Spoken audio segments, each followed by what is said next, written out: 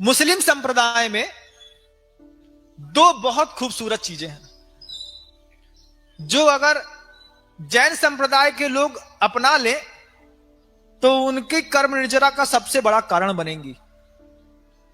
दो बहुत खूबसूरत बातें मुस्लिम संप्रदाय में क्या है महाराज?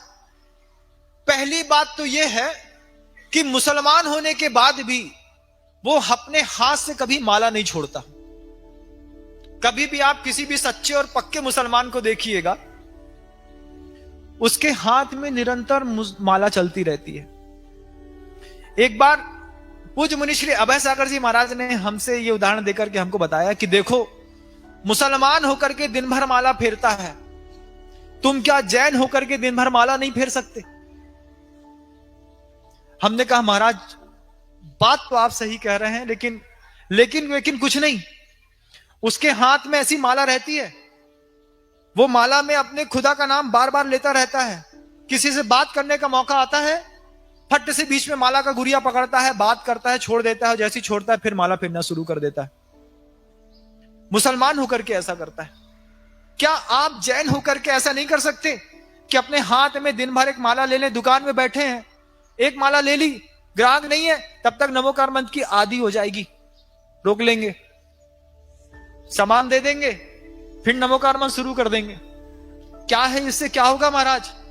इससे आपकी मन वचन और काया तीनों की शुद्धि बनाए रखने में यह नमोकार मंत्र की माला बहुत बड़ा सहयोगी बनती है।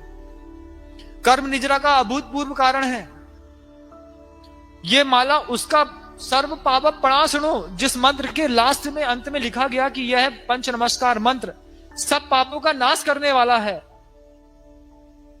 माला नहीं फेर सकते? कर सकते हैं महाराज। फिर करते क्यों नहीं? क्या बताएं महाराज, जब भी फुर्सत मिलती है तो व्हाट्सएप खोल लेते हैं, इंस्टाग्राम चैट बुक चलाने लगते हैं। ये माला का तो उपदेश आप पहली बार दे रहे हैं, आप पहली बार समझा रहे कि मुसलमान माला फेरता है, आपको भी फेरनी चाहिए, लेकिन अभी तक तो हमारी आदत उसके पड़ गई। मोहिन समृतम ज्ञानम स्वभावम लभते नहीं। कितना बर्बाद करोगे अपने आप को, तुम खुद बताओ। जो काम तुम कर सकते हो, अपनी स्थिति में रह करके कर सकते हो, तुम वो भी नहीं करना चाहते। ये मोह है, अज्ञान है, वासना है, क्या है ये? बोले ना ये मोह है, ना अज्ञान है, ना वासना है, ये तुम्हारा नैतिक स्तर का जघन्यतम अपराध है। और दूसरी एक बहुत खूबसूरत बात है मुस्लिम संप्रदाय में बंधुओं, वो ये है कि उनके यहां उनके मौलवी आए या ना आए, साधु संत उनके आए या ना आए, कोई प्रवचन सभा हो या ना हो, उनके यहां एक तबलीगी जमात चलती है। क्या करते हैं उन लोग? 4, 5, 6 लोगों का ग्रुप बना लेते हैं और ग्रुप बना करके, मान लीजिए उनका प्रभाव उनके नगर में है, तो वो अपने ही नगर में उन मुसलमानों के पास जाकर के बात करते हैं, आदाब करेंगे, बात करेंगे। अरे आप बहुत दिन से नमाज में नहीं आए, आप बहुत दिन से जुम्मा की नमाज आपने नहीं दी, बहुत दिन से आप कोई तकरीर पढ़ने नहीं आ रहे हैं, आयत सुनने नहीं आ रहे हैं, आपको आना चाहिए। तो 4-5 लोग इकट्ठे हो जाते हैं और एक एक घर में एक एक मुसलमान के यहां जाकर के उसको समझाते हैं, कन्वेंस करते हैं कि तुमको मस्जिद आना तुम्हारा फर्ज है, तुमको आना चाहिए। हमारे जैन संप्रदाय में किसी को फुर्सत नहीं है कि वो यहां पर किसी को उठ करके, भैया फुर्सत है, सामने वाले के घर में परिस्थितियां प्रतिकूल हैं कि हम जाकर के समझाएं, भैया थोड़ा शांति धारा कर लो, घर के अंदर आकर के अभिषेक कर लिया करो, पूजा कर लिया करो। कोई पापी अपने पाप कर्म की वजह से साधु को आहार दान देने नहीं आ रहा, हमारा कर्तव्य बनता कि उसको बोले, चल अरे साधु आए, ले दुपट्टा पकड़, चल मेरे साथ, हम तुमको आहार दिलवा देते हैं, हम तुमको पूजन करा देते हैं। ये सहयोग की भावना जब तक इस जैन समाज में नहीं बनेगी, तब तक ना जैनत्व का विकास होगा, ना जैनियों का विकास होगा।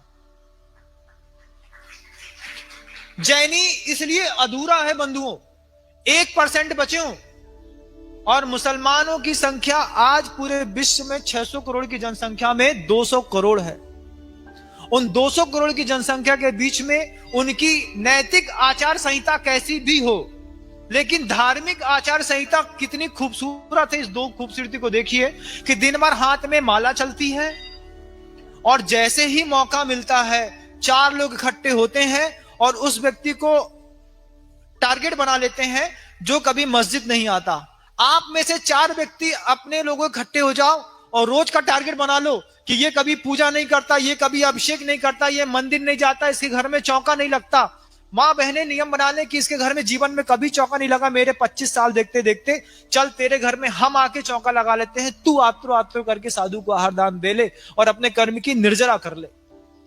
जब तक साधर्मी बात्सल्य इस तरीके का आप लोगों के जीवन में नहीं आएगा, ये जैनत्व तो आज 1% बचा है बंधुओं, आने वाले सदियों में ये 1% भी नहीं बचेगा।